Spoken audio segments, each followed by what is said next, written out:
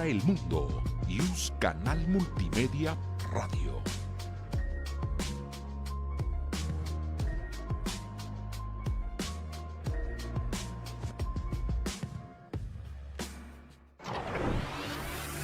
Luz Canal Multimedia presenta.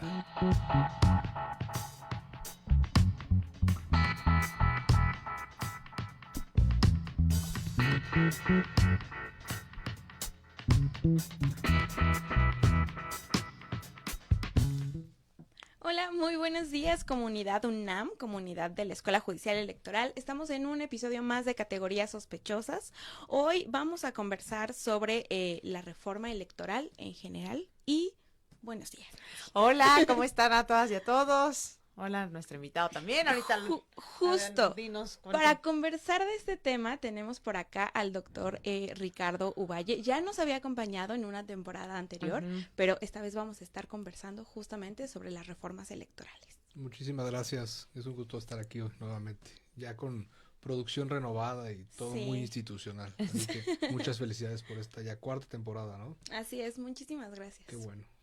Bueno, y como ustedes saben, antes de arrancarnos, primero tenemos nuestra trivia electoral y la trivia de hoy tiene que ver con reformas electorales, pero vamos a ir un poquito al pasado. Cuéntenos, ¿cuál fue la reforma política en la que se reconoció a los partidos políticos como entidades de interés público? Van a tener que ir un poquito a la historia, igual si lo buscan en Google va a ser más sencillo, pero esa es la trivia del día de hoy y quien lo conteste correctamente se va a llevar esta obra, Sentencias Electorales a Debate, que es una obra coordinada por el magistrado Felipe Fuentes y el doctor Pedro Salazar. Está bastante interesante, así es que respóndanos en redes sociales esta pregunta para poder llevársela y si tienen libros pendientes, por favor, pasen por acá a Universidad 2219 a recogerlos. Y además, como parte de nuestra oferta académica de la Escuela Judicial Electoral, les recordamos que esta semana tenemos, bueno, en lo que queda de la semanita, jueves, viernes, tenemos abiertos varios registros, entre ellos un curso en línea a distancia, autoejecutable, es decir, ustedes pueden registrarse e ir avanzando a su propio ritmo. Para terminarlo tienen aproximadamente 3 semanas y este curso se llama Ciudadanía Digital y Comunicación Político-Electoral, ya que están por arrancar las campañas electorales, bueno, pues dar un clavado a todo lo que tiene que ver con el tema de la propaganda, con el uso de las redes sociales para las campañas. Pueden hacerlo en este curso que es totalmente gratuito. Pues ahora sí, ¿verdad? Exacto. Ricardo, bienvenido. Como bien dices, no es la primera vez que nos acompañas. Y además, la primera vez creo también estábamos en el marco de una iniciativa de reforma constitucional, ¿verdad? ¿Era el plan A o el plan B? Ya no recuerdo cuál. No, O ahí estábamos apenas, se iba a lanzar el plan. Estábamos en la víspera de que se lanzara el A, y luego venía el plan B. Ajá. Y esto se puede decir que es el plan C. Sí, exacto. Bueno, no sé si quieras darnos justo una introduccioncita de cómo está esta iniciativa. Ya decías tú, Ricardo, que quieres casi que autoconducirte, ¿no? No, porque te están escuchando además tus alumnos, tus alumnas. ¿De qué materia es? Es Derecho Constitucional, ahí donde todos listos. Entonces, atentos. ahí pasen lista, ¿no? No, pues sí, fíjate que muchas gracias primero por la invitación y por supuesto por la oportunidad de estar aquí con ustedes en este espacio tan interesante.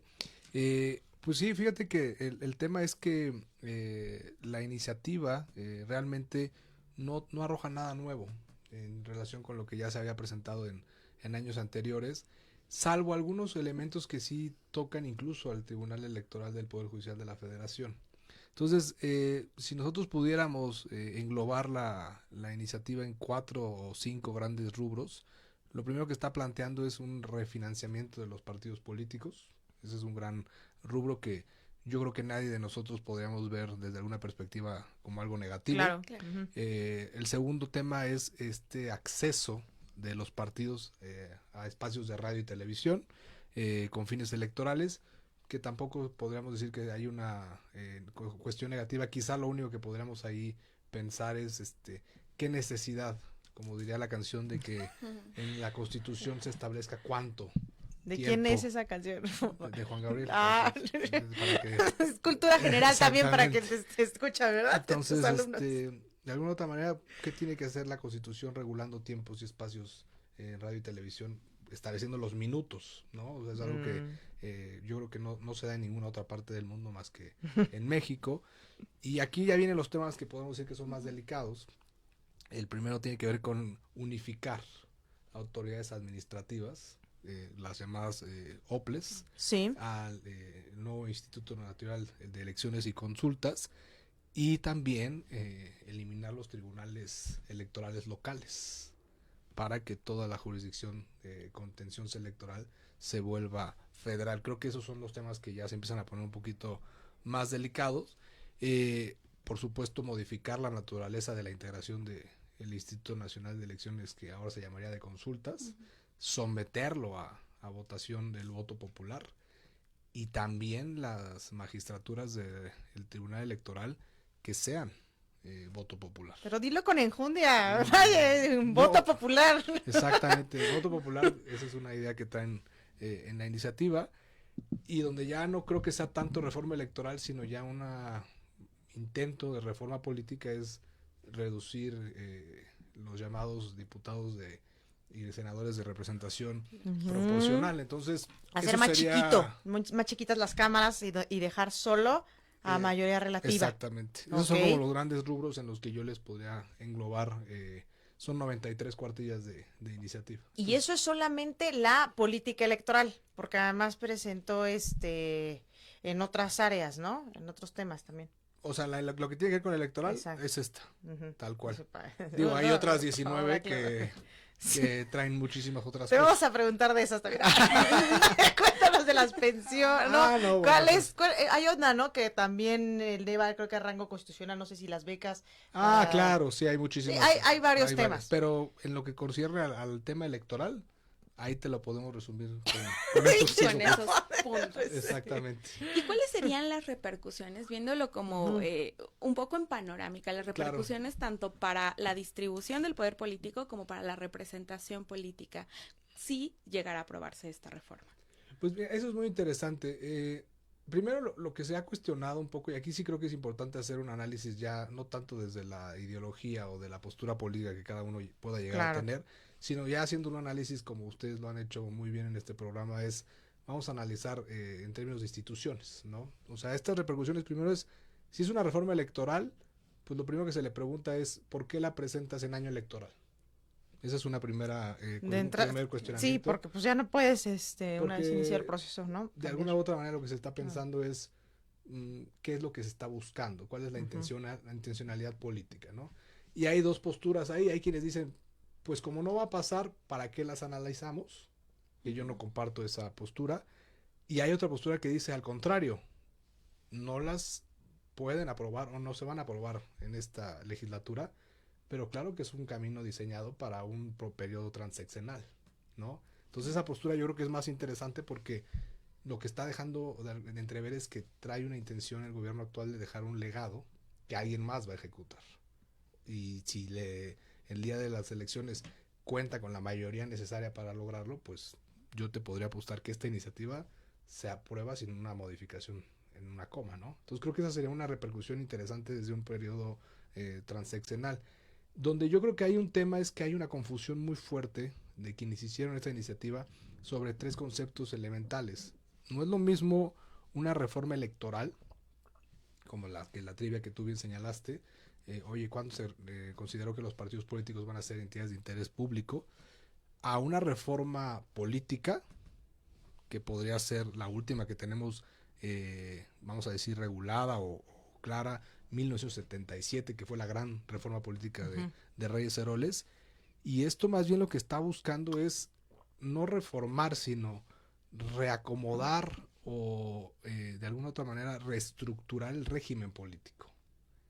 Y entonces ahí sí lo que hay que cuestionar es, ¿será que una reforma constitucional, legal, como la que se está planteando, puede y debe modificar el régimen político? Y eso es donde ya se pone un poco más interesante la discusión, ¿no? Creo que eso sería una primera aproximación. ¿Por qué? Cuéntanos, tema. A ver.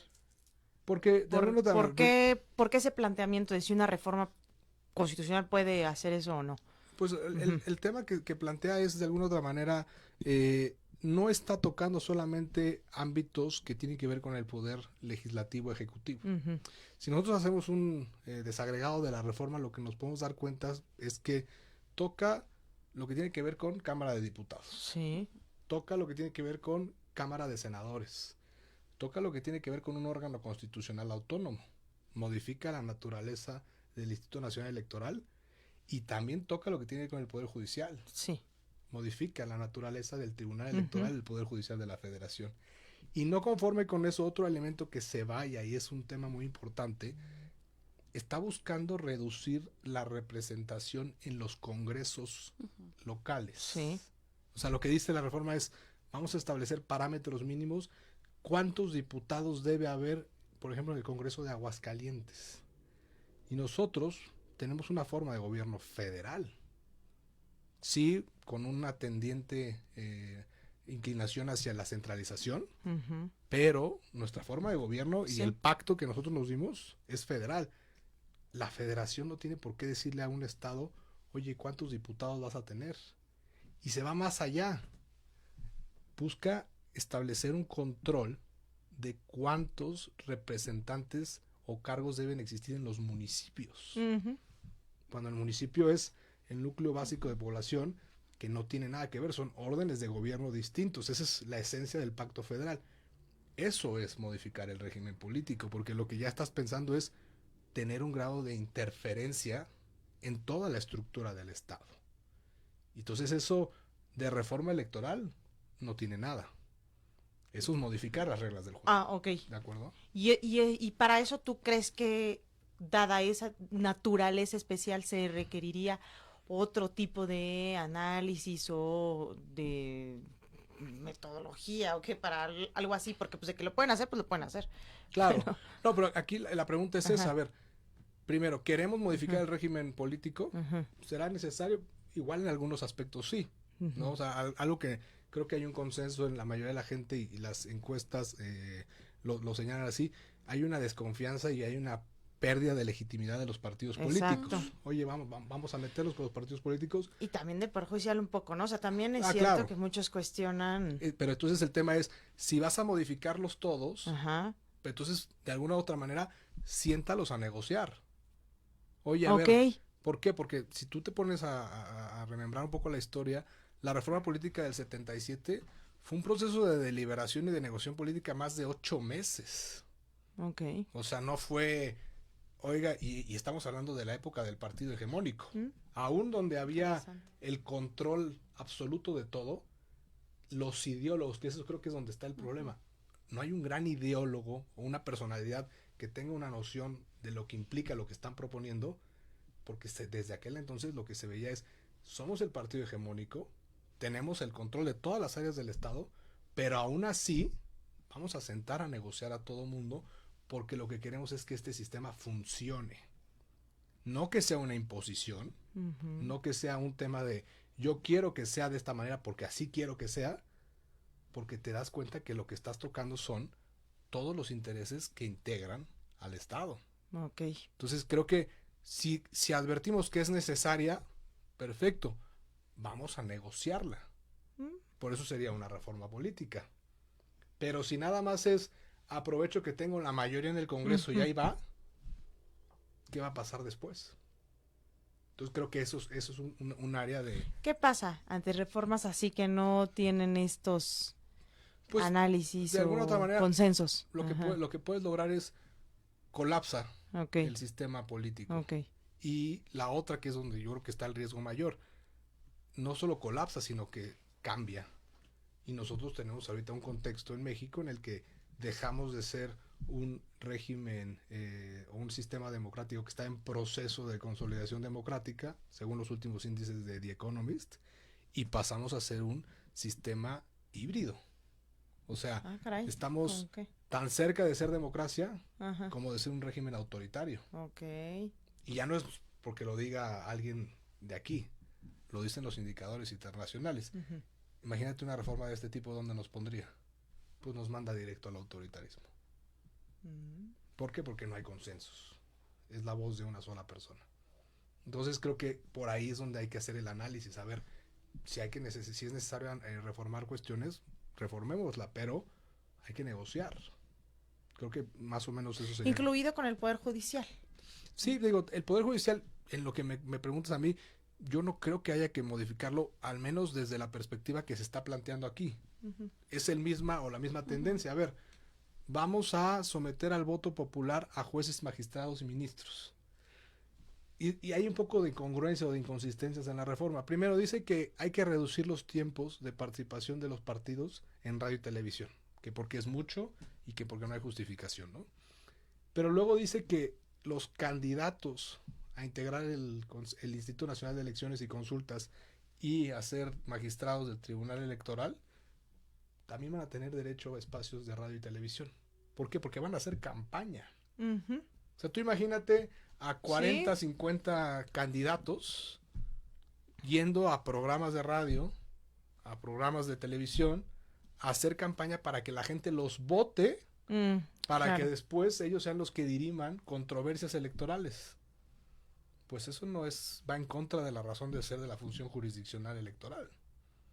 No tendrías por qué poner a hacer campaña a un juez constitucional en materia electoral.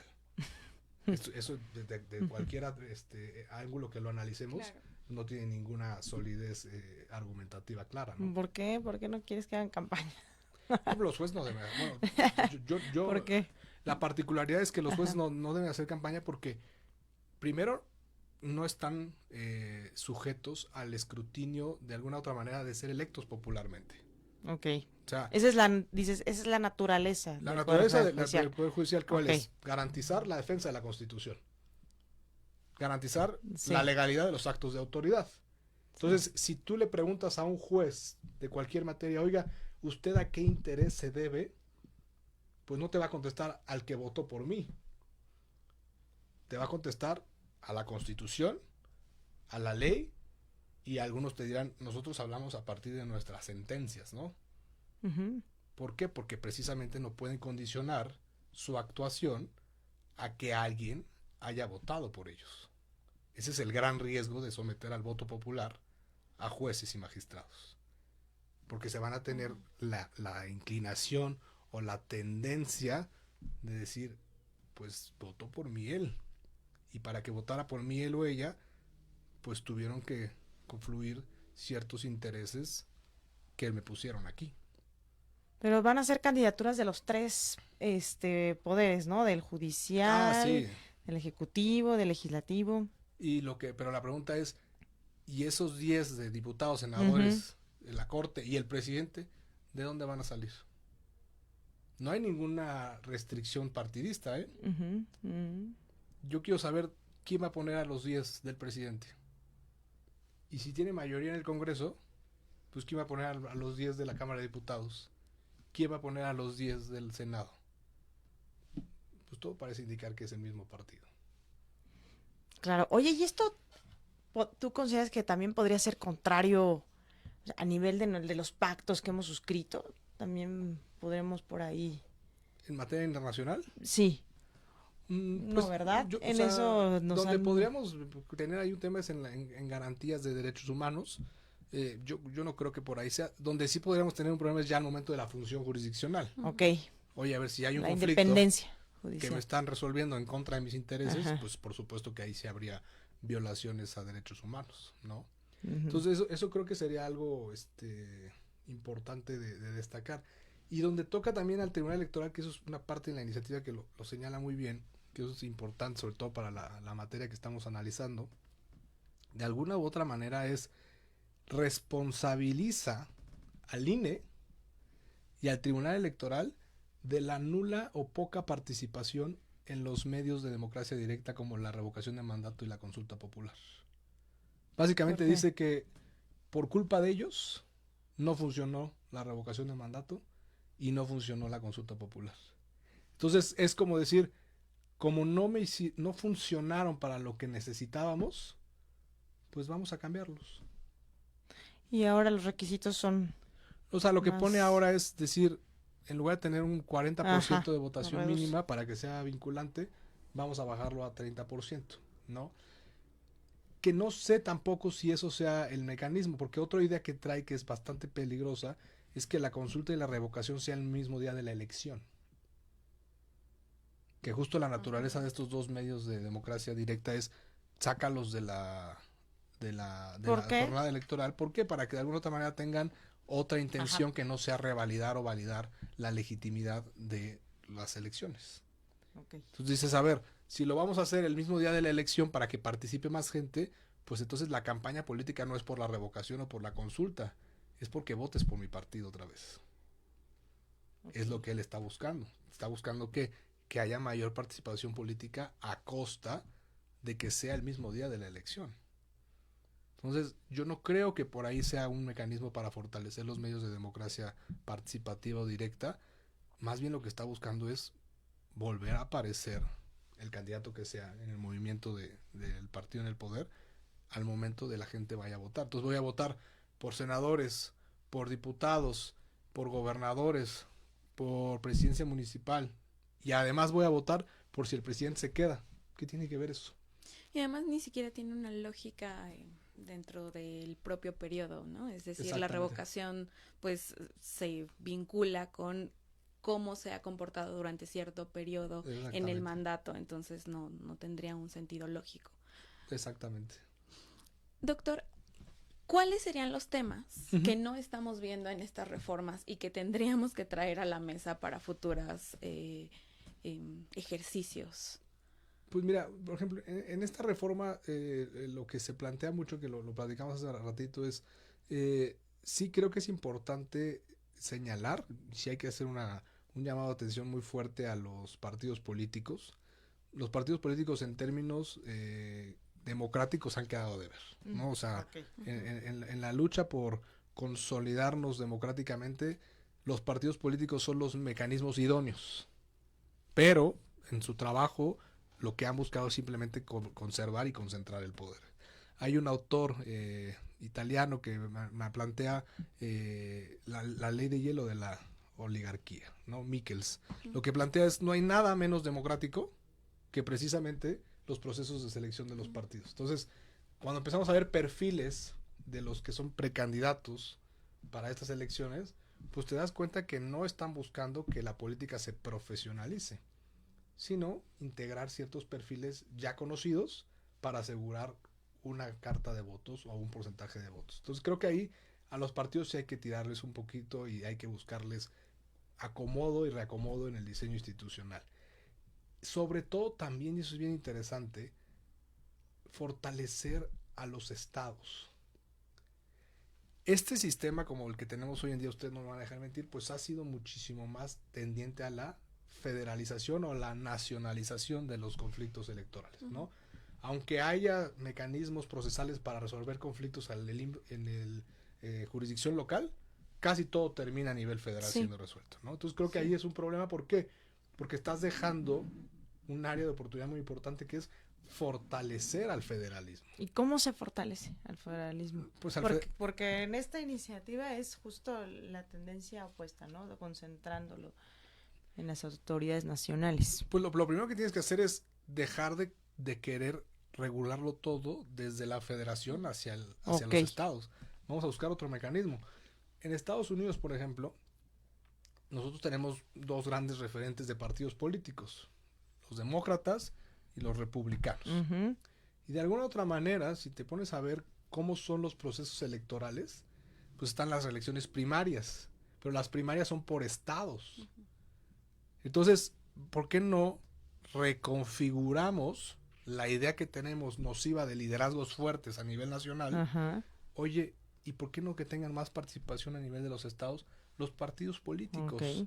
Y entonces sí, que las jurisdicciones locales electorales tengan más peso.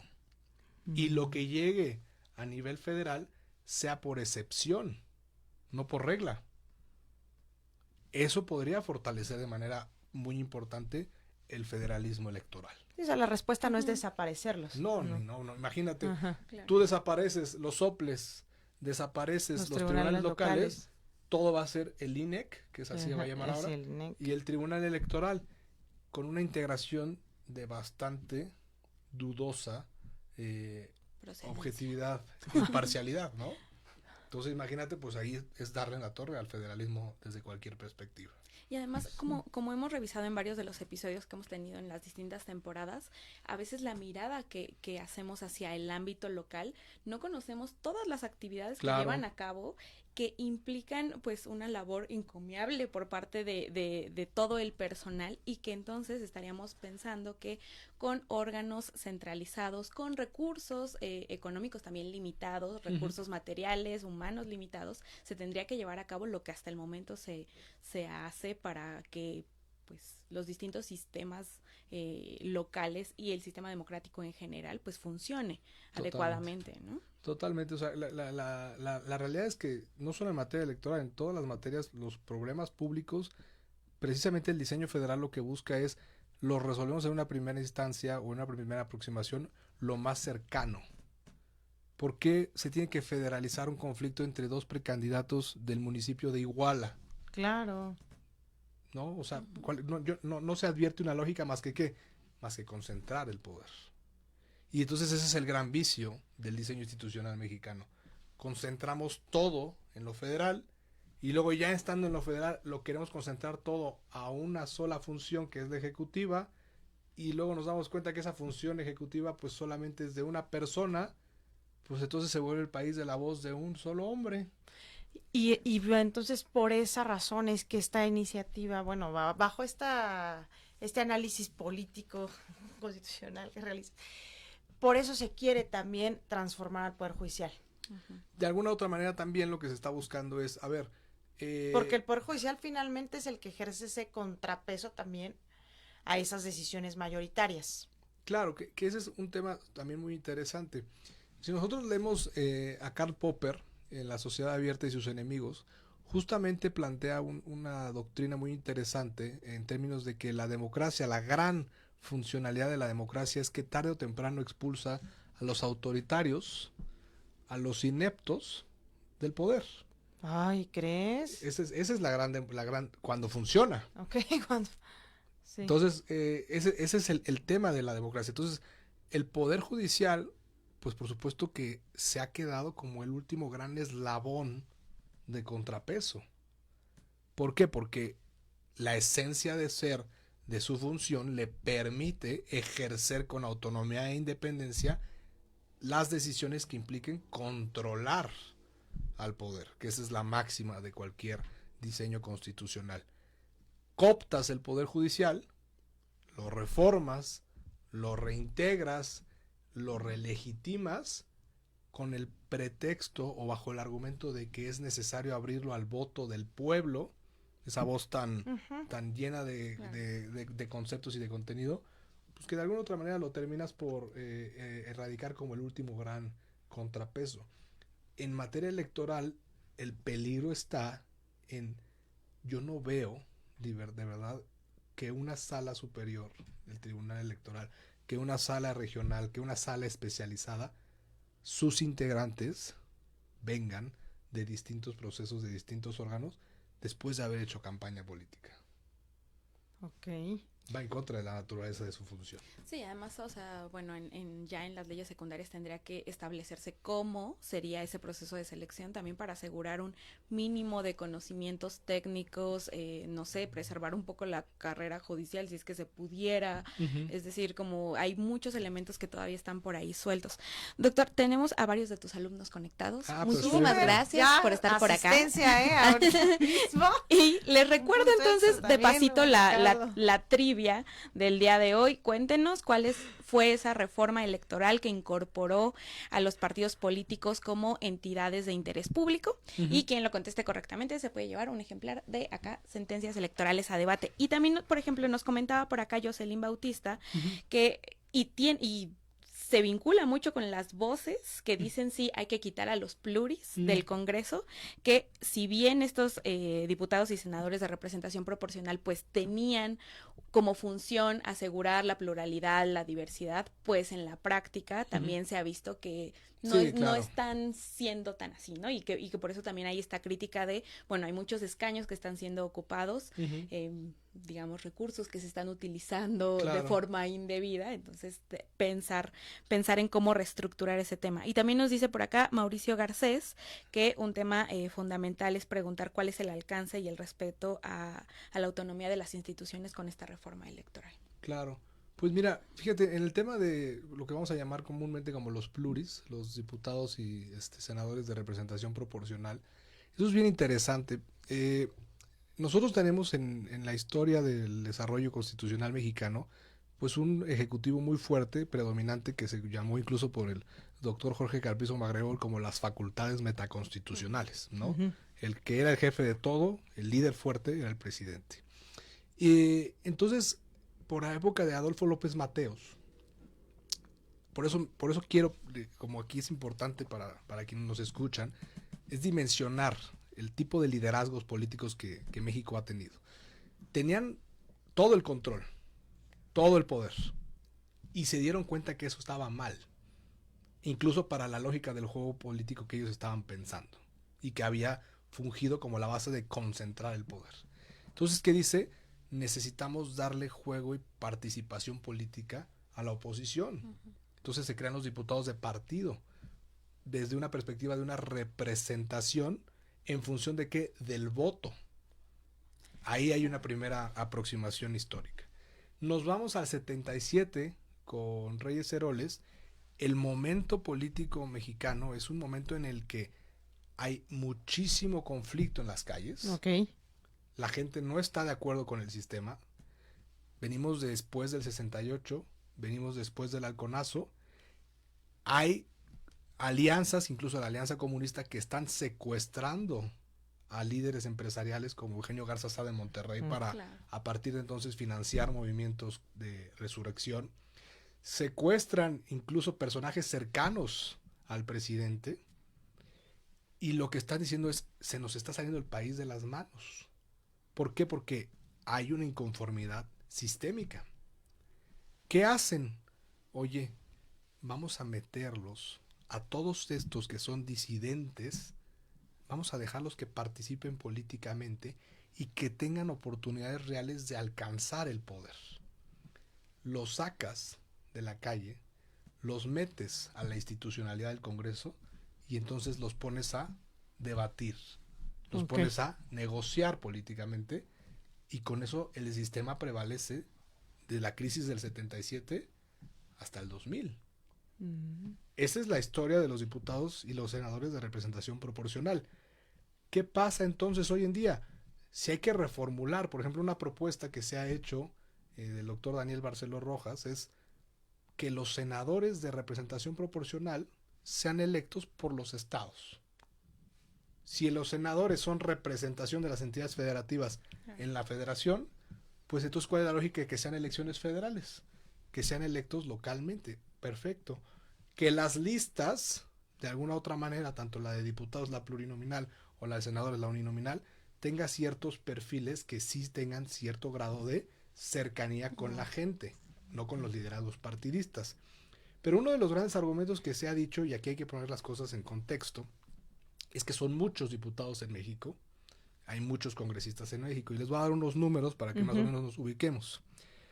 En China, Ujú. el Congreso está integrado por 2.980 congresistas. Ok. Nosotros tenemos 500 o 628, Ujú, ¿no? ujú. Para que nos pongamos Sí. en dimensión. Sí. Ellos tienen 1.400 millones de habitantes. Nosotros tenemos 130 millones. Alemania tiene 83 millones de habitantes. Pero su Cámara de Diputados, su Bundestag, 736. Reino Unido con 67 millones, su Cámara de los Comunes son 750. La India, 552. Italia, con 60 millones de habitantes, tiene 400 diputados. Entonces, si nosotros ponemos en representación y en justa proporción, pues 628 no son No, una no, muestra ya con significativa esta de comparativa 130 millones de no habitantes. suena. Entonces, así que digas gran tantos, no son. Claro que, nuevamente, señalemos a los partidos. Tienen un problema de legitimidad política, Ujú. Claro. pero la esencia y la razón de ser de que haya representación proporcional es que en los parlamentos no exista la voz solamente del partido en el poder. Cuando tú eliminas o abrogas a los plurinominales, a quien estás potenciando es al partido en el poder. Por eso esta iniciativa no es nueva en ese sentido. Lo propuso este gobierno, lo propuso el anterior y el anterior. Lo irónico, si me permiten la expresión, es que lo proponen cuando ya están en el poder. Porque si lo propusieran desde la oposición, probablemente nunca lo alcanzarían. No se vale entonces solamente analizarlo cuando ya lo logré. Desde la perspectiva nuevamente de lo que es una reforma política o una reforma Sí, porque desde la oposición, pues es que ese es el riesgo. que nunca accedas. Que nunca accedas. Entonces, eso creo que ahí donde está lo perverso de esta iniciativa, ¿no? Sí, y lo perverso además en términos discursivos, ¿no? Porque en términos discursivos es un tema de ahorro, de austeridad republicana, pero lo que hay detrás y que a lo mejor no se ha hecho tanta socialización de ello es que fortalecería a quien obtenga una mayoría Claro. en las urnas, ¿no? Totalmente. Sí, porque ese es otro tema y eso es muy interesante. O sea, el análisis que se está haciendo de la viabilidad política de la iniciativa es, estoy haciendo un cálculo sobre la perspectiva de votos que voy a recibir. ¿Ok? Entonces, pensando en que normalmente hay una participación cada 6 años cuando son elecciones federales del 51% de la lista nominal, pues hoy en día el padrón, lo último que yo revisé son 89 millones de personas, 97 millones de personas que van a poder votar. Si de esos votan 45 millones, pues probablemente sí alcance para tener estas mayorías que necesito para que estas 20 iniciativas pasen. Entonces, claro, el discurso de austeridad republicana, bienvenido todo lo que tenga que ver con ahorrar, pero la austeridad no es una forma de gobierno. La austeridad es una herramienta para lograr con recursos escasos, que es la esencia y la razón de ser de la administración del gobierno, las mejores satisfacciones de necesidades públicas. Pero eso no lo dijo este gobierno. Eso lo dijeron los pensadores y los grandes tratadistas de la administración pública contemporánea como Jean Baudin. Estás hablando de hace 300 años. Entonces el hilo negro no se ha descubierto con la iniciativa, ¿no? Entonces creo que la austeridad no es un pretexto para poder pues sí, y transformar, como tú decías, el régimen político. Y atomizar cualquier participación política, cualquier integración política que no tenga que ver con la pluralidad. Exactamente. ¿No? Entonces creo que eso sería como un gran diagnóstico que se podría hacer al respecto de estos elementos. Doctor, pues ya estamos un poquito sobre la hora. ¿Nos Adelante. podrías ir compartiendo algunos apuntes finales de esta Claro que charla? sí. Pues miren, la primero es, para poder discutir este tipo de iniciativas, recomendación número 1 es leerlas. Eso sí creo que es un deber cívico de cualquier ciudadano o ciudadana, es no se dejen llevar nada más por los análisis que bien son recibidos por comentaristas, por periodistas, por especialistas, sino léanlas y a partir de lo que leen, por supuesto saldrán muchas dudas y encontrarán los espacios para resolverlas. Ese es un primer elemento.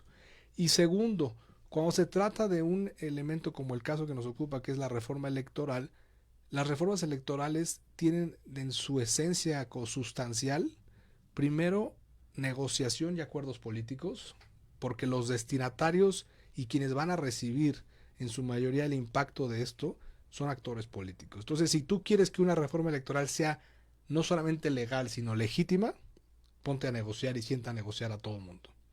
Y tercero, no se vale disfrazar con lenguaje común, con lenguaje demagógico, con lenguaje muy seleccionado y orientado a ciertos sectores, como reforma o disfrazar como reforma electoral, lo que a todas luces, después de haberla leído, nos damos cuenta que es un intento por centralizar, por unificar y sobre todo por controlarlo todo, porque eso ya no huele tanto a ser democrático.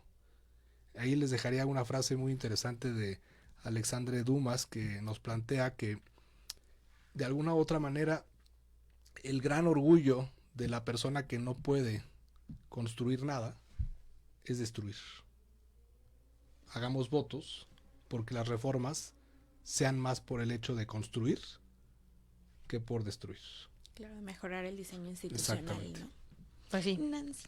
Pues sí, sobre todo cuando además no tenemos claro, cuando se destruye algo, quizás porque quieres sentar las bases de algo mejor, pero aquí no Exactamente. tenemos claridad de que esto sea para ese fin, ¿no? Exactamente. Pues muchas gracias, Ricardo. pues muchas muy gracias a amena ustedes. siempre tu conversación. Muchísimas gracias. Gracias a los alumnos y alumnas también que hoy nos acompañaron. Y bueno, nos Y- vemos la siguiente Exacto. semana. La Benito. próxima semana nos vemos. Les recordamos, estamos como Escuela Judicial Electoral en todas las redes sociales. Tenemos por ahí oferta académica gratuita, varios cursos, diplomados, posgrados. Nos vemos la Súper. próxima semana. Muchas gracias. Hasta luego. La Facultad de Derecho agradece a quienes realizaron este programa, conductores, invitados y productores, quienes participan de manera honoraria.